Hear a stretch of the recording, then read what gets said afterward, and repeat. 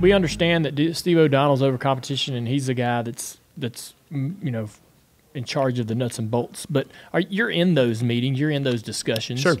How much influence do you have over procedural stuff, such as right now the big complaint is qualifying and what's going on with that? As the president of the sport, how do you influence O'Donnell? How do you influence procedural changes? Yeah, you know what? You want to make sure.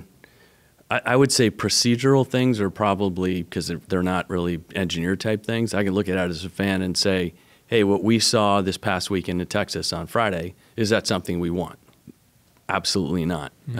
And a couple other places, obviously, before that too. So, Steve and his crew, Steve and I email, text, talk multiple times every day. And I wasn't at the racetrack this past weekend. So he was texting me Friday, Saturday, Sunday. We were talking. There's a lot going on there. So do I think we'll make some changes moving forward to that? We're going to have to. That was unacceptable if I'm a race fan, and unacceptable if I was at the racetrack. So do I have some influence there? Yeah, I have some influence there, but I want to make sure that the guys that are responsible for that particular area are doing that. So not dissimilar to what I would do, for Jill Gregory on the marketing side, or Darrell Wolf on kind of the sponsor side and the business development side. You want your people to do their jobs, and they're talented people, and they can do that. To the degree I can help them, I want to do that. Yeah. What is the standard you use? I mean, you just said that you sort of watch it, try to look at it through the lens of a race fan. Is that what, when you're watching a race or a qualifying event or whatever it is, what are you looking at? And what are you watching? I think the hard thing with that question is that, I've got my own standard, but it's way different than you ask 100 race fans. You're going to get 100 different answers. That's right. Some that'll be kind of directionally the same. So if if we make a rules change and you get or a format change or something, and you get 80% of the fans to say, hey, I like that. Well, that's something that's good, to try to get 8 out of every 10 race fans to say, hey, that works for me. I know that's a lot of race fans who are unhappy with you too, but that's, and I've said it before, we can't make everyone happy, but if we are making the majority of race fans happy, then that's what we're going to try to do. And I do find it interesting, like on Twitter yesterday, I was just kind of looking through some of the questions that was those non-softballs I was going to get. Yeah. And you have race fans that disagree with each other all the time on Twitter and everywhere else, frankly. Yeah.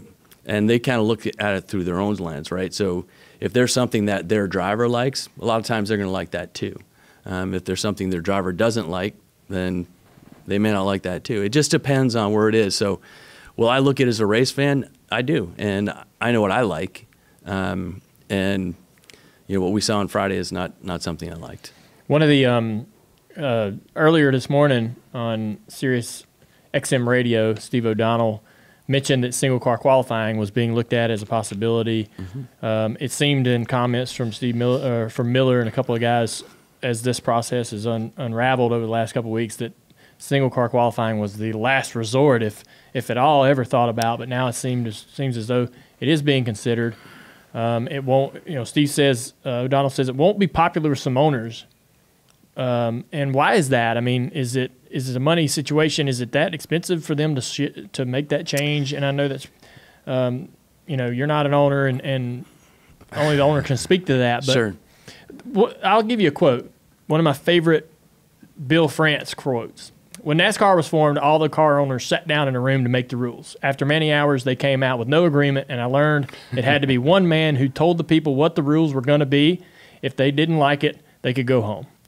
That, to me, is how the sport was ran, even in my father's last few years. Sure. And that approach, I felt, worked so well. A lot of respect to Bill France. Mike Helton sort of had that same type of respect as well when he was in the position. Sure. Why the shift to include drivers, owners, these committees?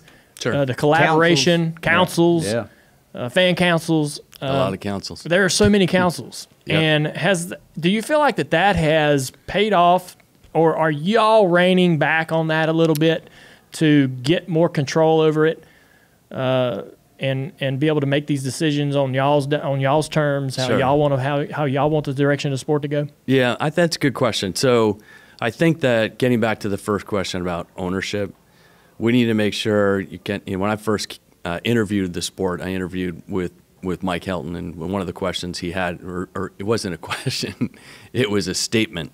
There are kind of three legs to this stool, right? You've got the sanctioning body, you've got race teams, and you have racetracks. We need to have healthy race teams as part of that stool. And I think the difficulty is that, race teams chase speed all the time, right? And it's kind of a cycle where if you have speed, you can win.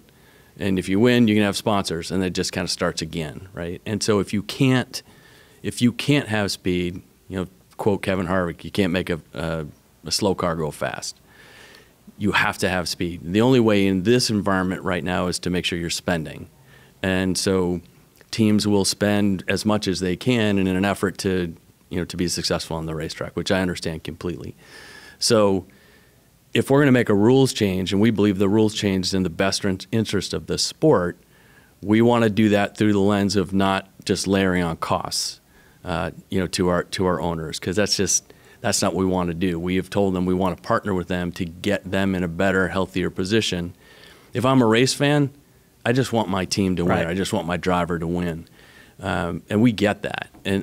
But we have to try to help the owners be healthier, because if this sport's going to continue to grow or to grow, you have to make sure you have healthy teams. And I think that these councils, it's an effort for us to listen to what each of these groups is thinking about. So how if I ran the sport, what would I do? So, what I kind of think of it as, when I woke up this morning, I wanted this sport to grow. When, a team owner woke up this morning, he wants the sport to grow as well, until such time as that it's not advantageous to him, right? If it's going to put him at a competitive disadvantage, he doesn't want to do that anymore. Mm-hmm. So, and racetrack's kind of the same thing. It's like, well, you know what? That date would be a whole lot better for me to run that race, and because I think I can sell more tickets. Well, what about, the difference between running on a Saturday night and running on a Sunday? The folks at NBC and the folks at Fox would say, hey, we're going to get a 30% ratings increase if we go from a Saturday night to a Sunday, because there are more people that are watching television on Sunday afternoons. So we try to put it all in kind of a blender and figure out what that can look like. And it's not going to be popular every single time, either with race fans, with owners, with tracks, with our broadcast partners. But to the degree that we can do that, we want to do it.